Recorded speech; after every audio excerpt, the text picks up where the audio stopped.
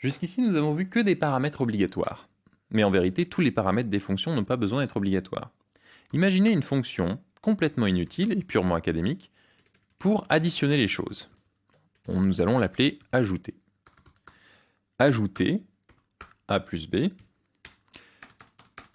ne fait que ajouter le A et le B. Elle ne sert donc pas à grand chose. Néanmoins, il faut savoir que jusqu'ici, nous sommes obligés d'entrer un 1 et un 3. Si jamais je ne rentre pas le 3, je vais avoir une type error et on va me dire que la fonction requiert 2 arguments et il nous en manque donc un. Il est possible de déterminer une valeur par défaut pour les arguments pour les paramètres. Ici par exemple, je pourrais mettre 0.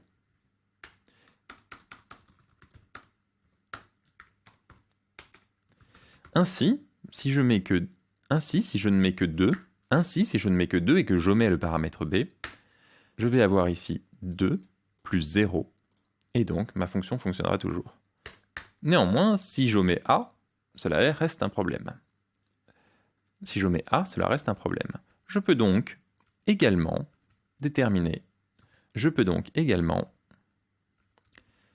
donner à a une valeur par défaut.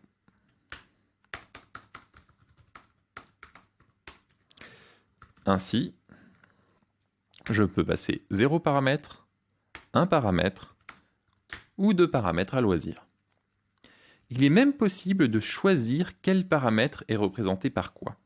Par exemple, si je veux que 1 soit b et que a soit 4, je peux les nommer ainsi et faire fi de l'ordre des paramètres, et ma fonction fonctionnera toujours.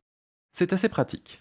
En effet, si nous revenons à notre listing, ici je pourrais très bien vouloir autre chose qu'un tiret. Nous allons donc créer un autre paramètre que nous allons appeler, par exemple, bullet. Et par défaut, nous allons mettre une chaîne de caractères qui correspond à ce que nous voulons. Nous pouvons du coup rajouter un trou dans notre texte à trous, mettre la bullet juste derrière, et nous avons maintenant un listing qui est beaucoup plus intéressant. Si je le colle, ma fonction, alors, ici nous avons eu une petite erreur. Alors, mes indentations ne sont pas réguliers. Ici, vous voyez, j'ai des espaces, et ici, j'ai des tabulations. Nous allons donc transformer ici toutes nos tabulations en espaces et vice-versa. Sublime Text a une petite fonction pour faire cela. Convert indentation to tab or space. Nous allons convertir toutes les indentations en espaces, et nous allons mettre une indent using space pour être sûr que cela n'arrive plus. Voilà. Je vais nettoyer mon terminal et recommencer. J'importe mon listing. Et ici, je peux donc faire un listing par exemple de nombres de 0 à 10, les afficher. Et si je le souhaite, changer mon listing et passer à un nouveau paramètre, par exemple pour pouvoir mettre une étoile. Et je peux même le nommer bullet égale étoile pour m'assurer qu'on sait bien de quoi je parle et pourquoi je passe ce paramètre, ce qui est plus explicite. Les paramètres par défaut sont donc très pratiques. On peut même, en Python 3, décider que certains paramètres ne peuvent être passés qu'en les nommant, en mettant une étoile et une virgule ici.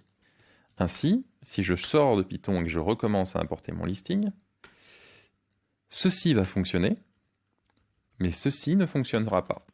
Il me faudra écrire explicitement bullet, sinon Python me dira que la fonction listing ne prend qu'un seul argument positionnel, mais que j'en ai donné 2. En effet, les arguments qui ne sont pas nommés sont dits positionnels, et les arguments qui sont nommés sont dits des arguments à base de mots-clés, keywords, arguments.